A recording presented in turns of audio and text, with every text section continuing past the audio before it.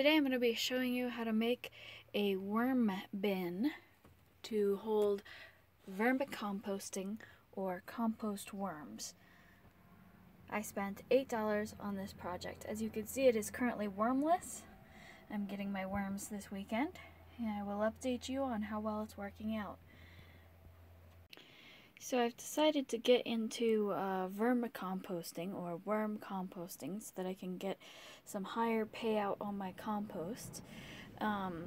Basically, it just takes so long when you have it in a heap somewhere. With me traveling, I don't want to be carrying a ton of compost around with me, so I'm going to be making a really tiny worm bin for only $8. Now, I got these two bins from Walmart for $3.85 each, I think. They're the 20-quart Sterilite containers. You could pretty much use any bin you want. The only thing is you would usually want a bin with opaque sides because worms, of course, do not like the light. However, my worm bin is going to be underneath my bed, and it's completely dark in there anyways, so they should be just fine. First thing I need to do is I need to drill some drainage holes on the bottom so that any excess moisture will drain out into the second bin. And I'm going to try to make those holes big enough that liquid will come through them, but also small enough that worms won't want to crawl it into their deaths.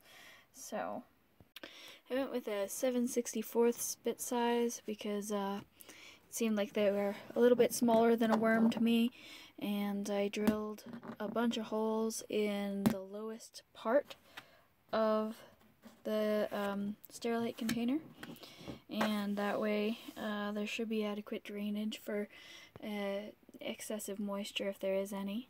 The thing I need to do is I'm going to drill a bunch of holes in the sides near the very top. Now that's for airflow for the worms, and what I need to do, the second bin is going to fall to right around here. So I need to make sure that my airflow holes are with enough room that the bin won't be covering them, the second bin.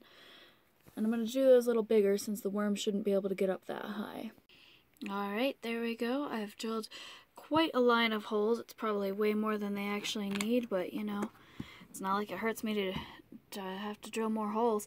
I think what I'm going to do, actually, I don't have it with me, but I have a roll of window screen material, and I think I'm going to actually tape window screen material or glue it on the outside of all the holes so that there isn't any possibility of gnats or flies getting in there, because I've heard of that happening before.